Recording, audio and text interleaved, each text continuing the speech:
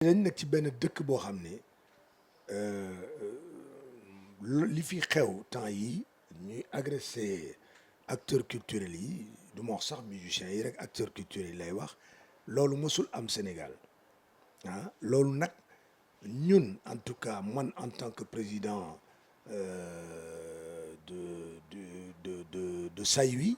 d'abord en tant que aussi président du conseil scientifique de l'OMART dama koy ñaawlu loolu parce que waruñu agresser nit quel que soit sa statut quel que soit sa pensée mun nga am pensée ah ñun ñëpp dañu am suñu pensée di ko défendre réew yëpp dañu am ay mbandkat ay artistes yoo xam ne am nañu seen pensée di ko défendre mais pourquoi aujourd'hui spécialement léegi nii en 2021 ñuy nangu ñun ñuy agressé un garçon bu nga xam ni suñu doom la muy Wally Balago Seck ñu doon may fàttali aussi ne 6 derniers mois yi papam dund 6 derniers mois yëpp man mi ak Ablaye Guissé mi ñoo ko toogandoo ensemble di waxtaan donc bu ñu laalee hormis ça bu ñu laalee ku mel ni Wally Balago Seck tey dañuy laal Sénégal yëpp parce que dafa am ñu bootu ci ginnaawam ñoo xam ni duñu ko nangu ñuy ñëw parce que dañu bëgg a gis par la force Wally Seck ñooy leen waa Wally Seck nag dafa occupé ak yooyu nga dem ba mu wàcc Wally c'est un garçon très ouvert ah dina boo demee këram day toog nii ak gardien yeeg ñëpp boo ko bëggee gis kay di nga ko gis mais pourquoi agressivité boobu am aujourd'hui ci acteurs culturels yi là on se pose des questions ñun en tout cas ñun SAIWI ak OMART dañuy laaj ban Sénégal la ñu nekk aussi ban Sénégal la ñu nekk ba nit ñi aujourd'hui di agresser la culture à ce point là te boo laalee ku mel ni Wally Balago Seck da nga may laal man da ngay laal Ablaye Guissé da ngay laal Jowakam yàlla na ko yàlla xare àjjana da ngay laal ñu bari da ngay laal acteurs culturels yu bari donc agressivité boobu dañ koy condamner au plus profond nag ci li ñu gëm parce que loolu mosu fi am te duñu nangu muy am fii ci Sénégal gi nga xam ne dañ ko Sénégal suñu maam yi ñoo ko fi teg jox ñu ay valeurs intrinsèques bu ko nit ñi nag yàq naan woy lii kii lële ku nekk fii ci Sénégal gii wala ci àdduna bi am nga loo doon bañ ko yëg wala bañ ko gis et puis am na yoo xam ni sax jarul sax wax quoi xam nga Wally Seck comme ni bàyyam de toog nañu mu wax leen ne leen waaw ku koy traité yenn wax yi ku koy yàlla na ko yàlla xare àjjana coon Seck ku koy wax sama doom ji Wally Seck ku koy wax yenn wax yi di ko maanaam di ko dàkkale ak yenn kii ak yooyu na nga indi sa sœur wala sa xawma lan yooyu nga boole ko Wally nga xam ndax li ngay wax yow fan nga ko teg ak yooyu donc loolu dañ ko war a et c'est important dañu war a bàyyi yooyu nit ki Wally Seck li muy tuuti boo xoolee mais kilifa gu mag la am na soxnaam mi ngi ak ay doomam nga bëgg a jël rek benn affaire rek taf ko mais qui tu es toi yow est-ce que yow wax nga li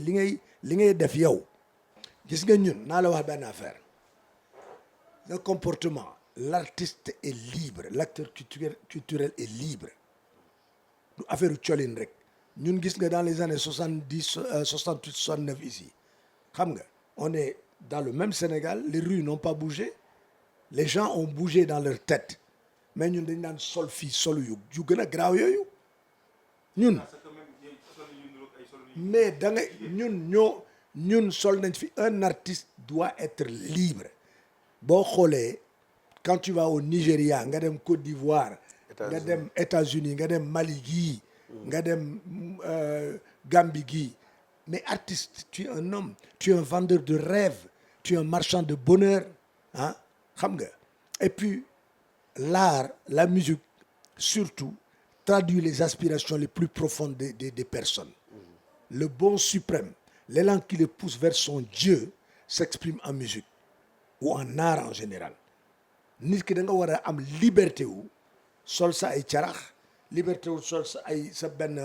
benn kii boo ko sentir tu le portes y a quoi amul benn problème ça n'a rien à voir nag l'habit comme on dit l'habit ne fait pas le moine xam nga comme on dit aussi c'est pas parce que da nga am benn colin rek ñu dàkkatal la fenn quoi loolu faut s'interdire ça et puis qui on est ñun dans notre société pour juger des gens comme des créateurs comme ça. Wally Seck suñu doom la on est fier de ce qu'il est en train de faire nañ ko bàyyi dafa am soxnaam am njabootam am ay doomam ah et puis il représente quelque chose de profondément magnifique dans ce pays-là nañ ko bàyyi ak liberté de création liberté de va-et-vient liberté de comportement kooku c'est Wally Seck bon xam nga dañu ne le monde a changé le monde am na ñuy wax sax borom gëstukat yu mag la naan le monde a même changé de Dieu pour wane profondeur changement yi am ci àdduna léegi monde dañoo dépassé ngi censure maanaam censure peuple yu baa ñoo koy def peuple boo xam ne primitif ay l'âge de la pierre pôle yi ak yooyu période yooyu mais léegi ñu ngi nekk ci période de l'internet révolution numérique lañ nekk nga bëgg censurer nit tey la magie du cinéma mun na la sax def yow léegi simmi sa yére ba mu set te yaa ngi sol yére yaa ngi koy gis ci YouTube yeeg lu nekk waa léegi ay téléfilm sénégalais ñu ngi ci agressé des acteurs Wally Seck le seul tort mu ñuy reproché Wally Seck c'est d'avoir xam nga tirer la musique sénégalaise vers le haut loolu rek la ñu koy reproché maanaam tey ñu koy naan dafa sol yëre jigéen wala dafa sol yëre yu ñu am couleur lii wala le mais ñoom ñoo gis couleur yooyu parce que les gens disent que la création l'artiste qui s'habille wala di exprimer wu dañ naan la création est sacrée le commentaire est libre pas sont libres de commenter mais liberté ne veut pas dire censurer wala agresser wala yow bokkuñu foofu xam xalaat tu peux être libre commenter tey tu vas en France dama lay jox exemple man damay def France ay 6 mois gis nga le débat en France est 1000 fois plus vivant ici au Sénégal France dañuy débattre si lu ne amul tabou mais tey soo débattoon sax nga ne sëriñ bi dafa ñuul rek ñu ne lu tax nga laal sëriñ bi waaw léegi rek tu crois que le marabout est plus important que le musicien waaw mais Sénégal fii sañoo wax sëriñ dara waroo sañoo wax xalif général sañoo wax benn marabout sañoo wax sax benn waxuma la sax ay xalif général loolu sori na mais benn marabout fii rek bu am doole tuuti sañoo taxaw critiquer ko et pourquoi on ne les critique pas alors que la culture est au-delà et au-dessus de la religion xanaa xamoo culture moo njëkk a exister que religion donc affaire Wally Seck bi ñun dañuy Omar ak Saïd dañuy avertir à l'État du Sénégal que nous refuserons d'être des témoins impuissants devant une prise en otage de la culture te loolu moo fi am dëgg la c'est-à-dire que y a des gens qui veulent prendre en otage la culture sénégalaise musiciens yi artistes poètes écrivains yi du ñu bind du ñu wax du ñu solu mais freiner la créativité à quel dessein donc il faut des structures des organisations comme Omar Tassaybi il faut des hommes de culture engagés comme Idrissa Diop keneen ak keneen pour que ces barrières-là qu'ils veulent imposer à la culture mais que ça s'arrête mais ñun gis nga naa la wax benn affaire ñun on est des hommes libres ku fi def dara loo xam ne xam nga méngowul ak la liberté ñun waa Saint-Louis ak Omar dañ koy dénoncer pourquoi aujourd'hui on parle de ça des gens man du ma tudd sax Toura mais des gens yu nga xam ne am na ay téléfilm yuy jàll fii ay Nollywood ak ay yenn novelas ak ay yu kenn xamul est-ce que ñoom sañ nañu dem attaquer ñooñu bu ñu koy def xam nga y a des structures féminines là xam nga dañuy ñëw dal seen kaw xam nañu loolu pourquoi autant xam nga xam nga hypocrisie bi foofu la nekk il faut qu'on arrête l'hypocrisie dans ce pays là xam nga parce que foofu la ñu toll ñun fii ku fi def lu baax dañ koy wax ku fi def safaan dañ koy wax non censure warul am aucun gis nga pays bu bëgg sa démocratie yéeg ca kaw a kaw parce que li ñuy wax ndaanaan bi dafa mel ni picc bu rafet bu am ay laaf yu yànj bu naawee nga ni bi picc rafet wante bu tegee ci suuf ñu bëgg ko sànni doj ngir ca suuf rafetul ca kaw lay yànjee bu ñu bëggee démocratie yéeg ci kaw comme picc moomu na mu yéegi ci kaw il faut s'interdire la censure dans ce pays-là faut que ñu interdire censure ay du ma tudd comme ni ma la ko waxee du ma tudd tur mais ay structure di censurer nañu censurer ay novelas ak yooyu nañ ko def novelas li ñuy non mais structure novelas li muy ay novelas ak ay yenn agression culturelle boobu novelas ak film brésilien kii Nollywood di def ci sunu culture mais looloo jara xeex te tey Omar ak say bi loolu ñuy xeex mooy ñu ngi nekk ci ère ouverture et enracinement ñu ngi nekk ci ère agression culturelle mooy culture bële day ñëw agresser sa culture mais tey bu dee da ngay défendre nan nga mun a bàyyi waa Nollywood nigérian ak brésilien chaque 5 heures 17 heures Sénégal yëpp di seetaan téléfilm yuy fóonante di papa ak doom bu jigéen di defal ndànk ma wax la infidèle supposons infidèle mais infidèle c'est pas du film yu ñu créé pour que ne TFM wala kii ñooñu ci chaîne YouTube lañ koy def am ay partenaires signé ay accord ak ay télé mais télé bu bëgg signé même bu dee télé brésilien moo ko soxla infidèle dañ koy wax en français A plus dañ koy génne dans le monde am na wala amul c'est comme novelas nu ñu koy seetaanee fii dama ne il faut des mécanismes maanaam Sénégal comme Jamra boobu ngay wax ñoom ñoo waroon wax ñun dañoo war a interdire yenn film yi quel que soit mooy ñiy teg réseau yeeg yëpp quel que soit fu mu mën a jógee dañ ko war a interdire ñu koy teg ay 17 heures Sénégalais yëpp di ko seetaan léegi nag imaginel li ma doon wax grand bi léegi si yoon bi tey nga jël Marodi wala nga jël Even Production ñuy ay jeunes sénégalais yuy def ay millions si production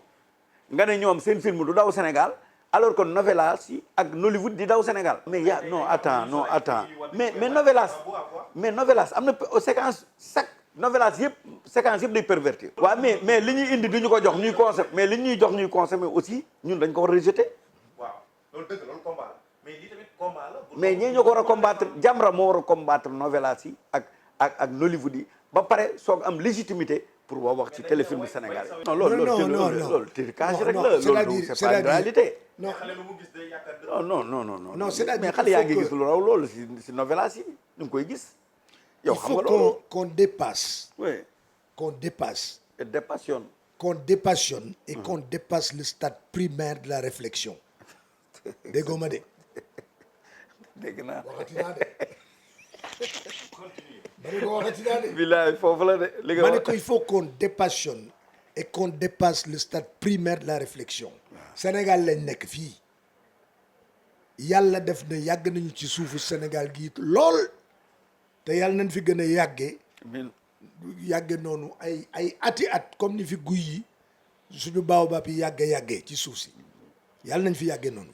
dañ la wax ne la Sénégal gi ñu nekk tey jii dafa am hypocrisie boo xam ne il faut pas qu'on travestisse l'histoire parce que fii film yi ñuy kéeg yooyu dañu am suñu tradition bi bien sûr am suñu foi gëm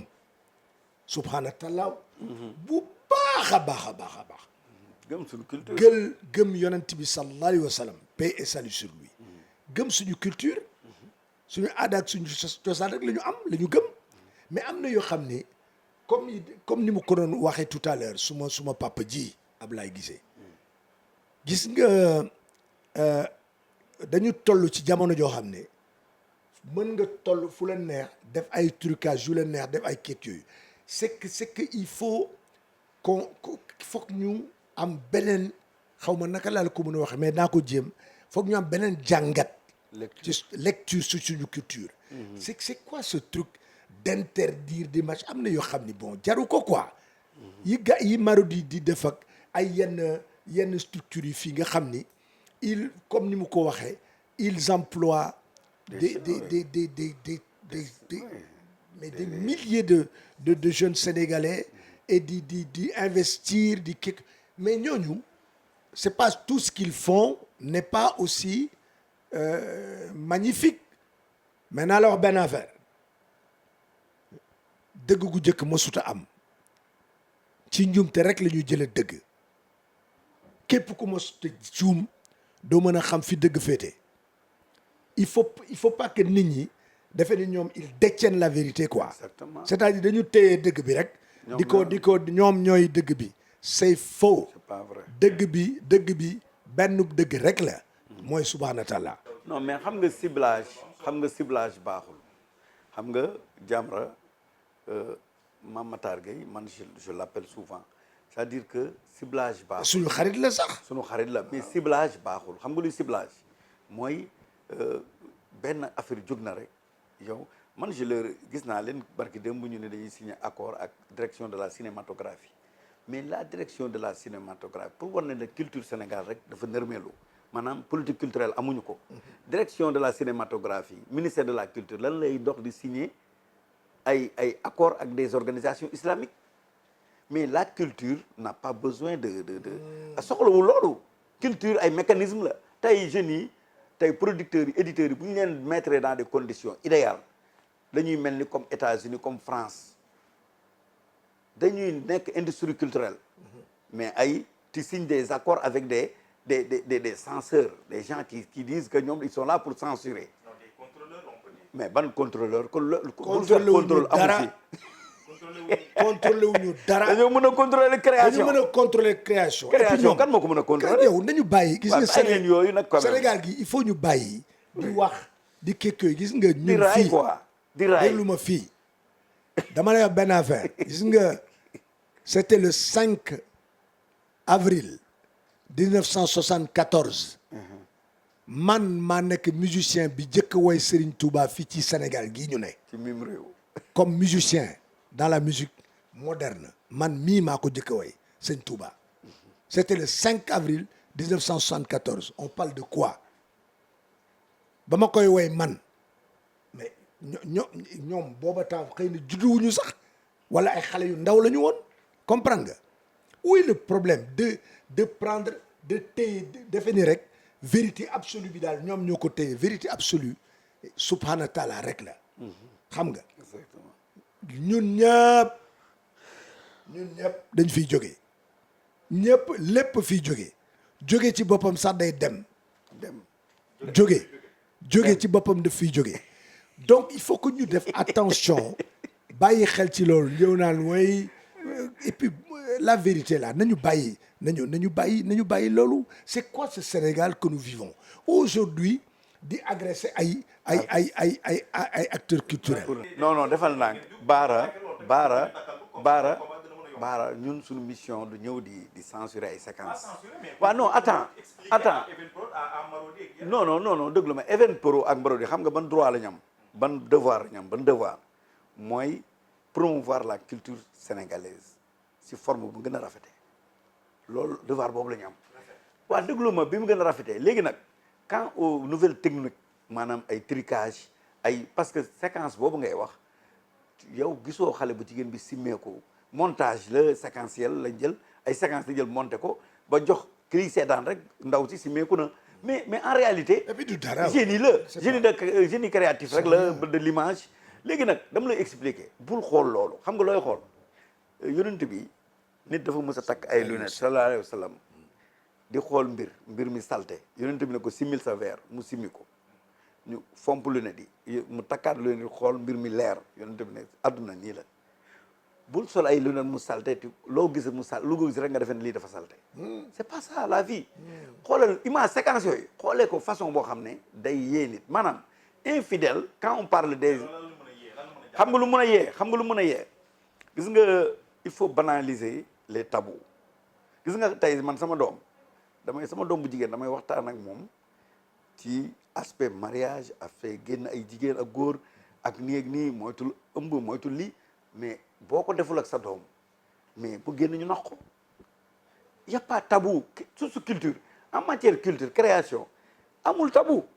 ay censure gis nga yooyu gis nga yéen ay sonn fii sax di wax mais boo génnee Sénégal Nigéria bii rek mënoo fi dugg di wax naan non séquence bi waruñu ko wone. On est tous des Africains attends on est tous des Africains defal ndànk dañoo am valeur Nigéria dafa am ay valeur culturelle Nigéria yow gënoo ko ëpp valeur xoolal ay waliwu fa nekk ay xutbu samaana fa nekk Nigéria Niger ay waliwu fa nekk ay jullit àq na fa nekk Sénégal ay jullit dafa nekk léegi da nga bëgg a wax Sénégal ñoo gën a diin te alors Nigéria tey moo gën a développé Sénégal parce que lu tax dañoo am industrie culturelle dañoo libérer la création il faut qu'on libère la création sama sëriñ loolu autrement serait trahir sax l'origine de la création mooy yàlla ci boppam mooy premier créateur ndeysaan xoolal wax juree jooju